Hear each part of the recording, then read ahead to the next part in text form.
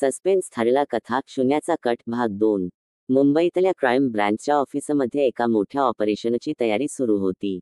सहाय्यक पोलीस निरीक्षक अतुल कदम विक्रम नायरच्या अटकेनंतर घडलेल्या घटनांचा विचार करत होता. शून्याचा कट संपला, पण अजून काहीतरी चुकतंय. विक्रम नायर एकटाच हे घोटाळे करत नव्हता.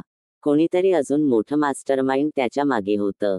तेवढ्यात फोन खणखणला. फोनच्या दुसऱ्या टोकाला एक धडधडीत आवाज होता.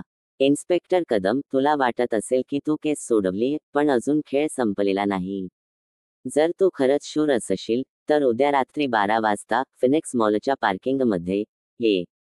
तिथे तुला उत्तरं मिळतील. आता हा खेळ अजून मोठा झाला होता. रात्रीचे 12 वाजले होते. मुंबईच्या फिनिक्स मॉलच्या पार्किंगमध्ये एक काळ्या गाडीच्या बाजूला अतुल कदम पोहोचला. तिथे एक माणूस आधीच त्याची वाट पाहत उभा होता. प्रशांत गोखले, एक नामांकित इन्व्हेस्टिगेटिव्ह जर्नालिस्ट. प्रशांत घाबरलेला वाटत होता. कदम साहेब, हा घोटाळा अजून मोठा आहे. मला काही पुरावे मिळालेत, पण तो वाक्य पूर्ण करणार तेवढ्यात अचानक एक मोठा स्फोट झाला. प्रशांत गोखलेच्या गाडीला आग लागली आणि तो जागीच ठार झाला. अतुल कदम मागे हटला. त्याच्याच डोळ्यांसमोर एक महत्त्वाचा साक्षीदार संपवला गेला होता. याच रात्री दुसरी मोठी घटना घडली. क्राईम ब्रँचच्या कोठडीत असलेल्या विक्रम नायरने आत्महत्या केली. कमरेला गळफास घेऊन लटकलेला विक्रम नायर दिसत होता. पण कदमला ते सहज पचनी पडलं नाही. हा माणूस इतक्या सहज आत्महत्या करेल, की त्याला कोणीतरी संपवलं? फॉरेन्सिक रिपोर्टमध्ये एक धक्कादायक गोष्ट समोर आली.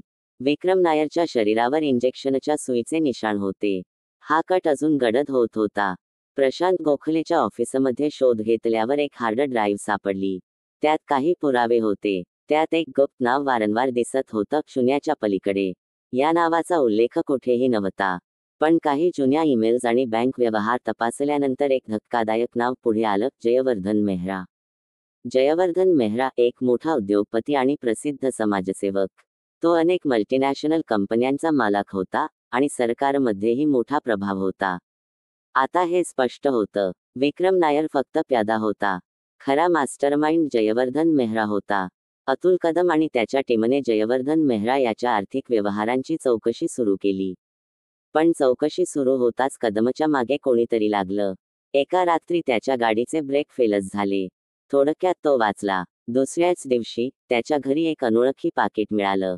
आत एक चिठ्ठी होती. तू जिवंत राहशील, पण जर पुढे चौकशी केलीस, तर तुझ्या कुटुंबाला परिणाम भोगावे लागतील. हा आता वैयक्तिक लढा झाला होता. कदमने एक धाडसी निर्णय घेतला. जयवर्धन मेहराला पकडायचं असेल, तर त्याला खेळाच्या मैदानावरच अडकवायला हवं. त्याने खोटी माहिती पसरवली की विक्रम नायरने एका लॉकरमध्ये सगळी गोपनीय कागदपत्र ठेवली होती.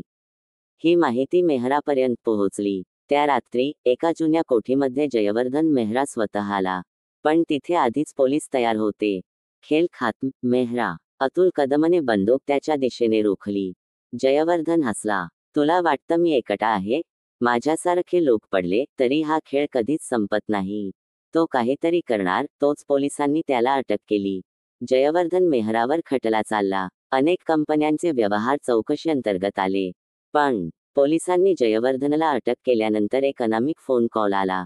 तुम्ही फक्त एक मास्टरमाइंड पकडलाय, पण हा खेळ अजूनही चालू आहे. शून्याचा कट कधीच थांबणार नाही. अतुल कदम शांत उभा राहिला. त्याला माहिती होतं, अजून एक मोठा डाव बाकी आहे. शून्याचा कट संपला नव्हता. तो फक्त दुसऱ्या पातळीवर गेला होता. हा दुसरा भाग कसा वाटला? अजून मोठं मास्टरमाइंड शोधायचंय का?